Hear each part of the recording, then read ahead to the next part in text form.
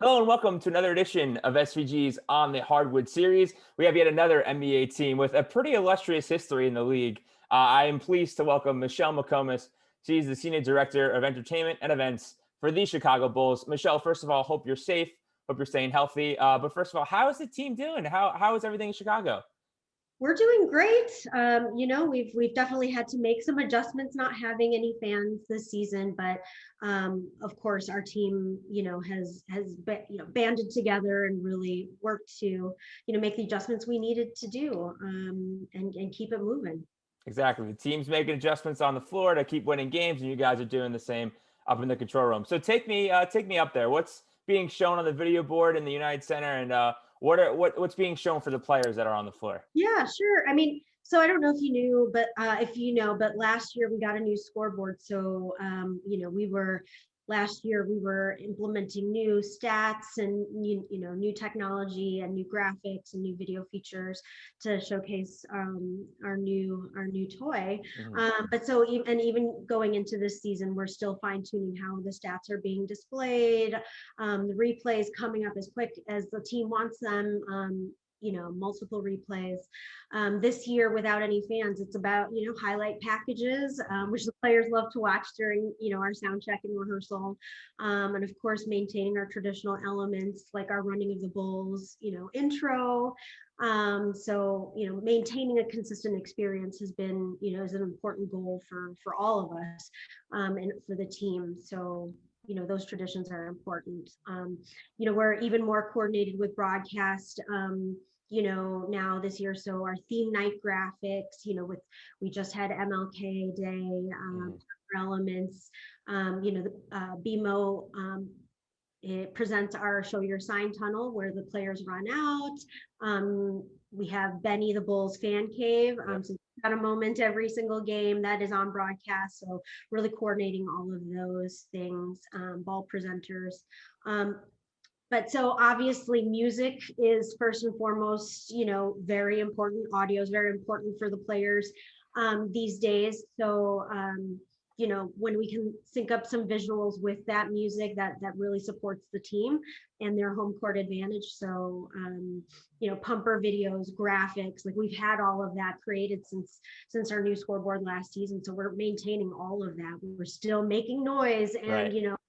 doing our prompts, let's go bulls, all of those things to just keep it as consistent as possible for the players. We still have our pregame music video sequence to celebrate our history, to celebrate our beautiful city. And now we're starting to, now that we're in a groove, we're starting to like slowly integrate entertainment staples back into the mix with Mhm. music. So in the fourth quarter, if it's an exciting celebration moment after a big play, we're, start integrating some sizzle reels of, Benny the Bull shooting t-shirts, the Right. love on the court, the dunkers, things like that. So that it's just, we're maintaining more of the staple elements of our game, but then is also multi-purpose for content on their digital social media channels. Right. So before we go into digital and social, you mentioned a lot about sound. Freight crowd noise is one of the things that you guys are responsible for this year. Take me back to, I guess, the preseason when you were told, hey, you have to pump up the players and make sure it's kind of loud in there because it's a bigger inn and you want to make some noise. Take me back to the rehearsals that you guys did to make sure you guys are on the same page and how it's kind of progressed since the season's gone on. Yeah, it's still evolving and we're still learning how to use the system, but I thought Firehouse Productions, audio sweetening system that was developed in the bubble is very impressive. It's very robust with over 1,800 audio files in their library and a randomizer, so it's never the same cheer twice in any game, which we think is very impressive. So I'm actually one of the operators on the audio sweetening system, which has been great to learn something new. Joseph, who's also, he's a former entertainer like myself. So, and without having those elements in the game, this is what we've transitioned into doing and helping the team this year. So, yeah, we've just been rehearsing with it and we're still tweaking it and taking player feedback, team feedback, and turning it up and really making sure the energy is right for the team to support them. So when you get to the control room, what's the typical day like? What's the layout when you get inside the door? Has anybody been moved to a different location to accommodate for social distancing? I don't know what it's like in Chicago, but you can take me through it. Yeah, I mean, I'm speaking on behalf of Sergio, who is in charge of our scoreboard operations crew. They're amazing. They do have a reduced staff. It's 2 less people than normal in the control room. They've got plexiglass installed in between their workstations. And with the zones, the safety zones that have been implemented by the NBA, like his cameramen can't come upstairs to grab their equipment. It has to be stored down by the court.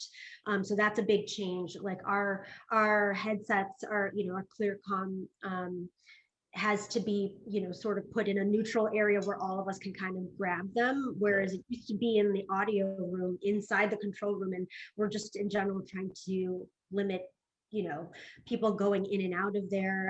Cross contamination and stuff like that. Right. Contamination of different, people who live in different zones.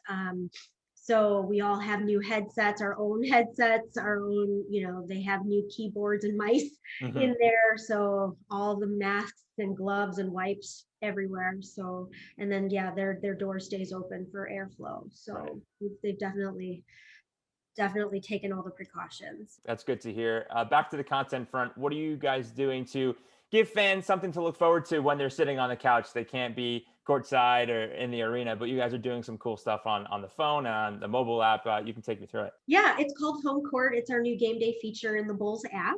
It's only on game days, home and away.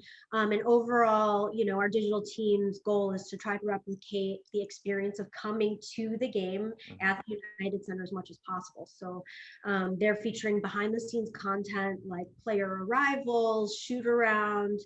Benny the Bull has his own game day story. So he's focused on shooting a lot of that content during the game. There's a live interactive component called Bulls IQ with predictive gaming, questions, and live chat. And then all of the great giveaways that, Bulls fans know and love when they, come to expect at a game. So Dunkin' Donuts race, we're going to be giving away a car at the end of the season. Flights, and free flights from United. So all of those really awesome giveaways that you would typically get at a game, fans at home can enjoy. Okay, awesome. So at least they have some of the Bulls in their apartment or house or living situation, wherever they are. But Michelle, I want to give this opportunity to you to give some shout outs to the team or to any specific members that you work with, either on your staff or the ops team in United Center, anyone that you think is top of mind and deserves some recognition.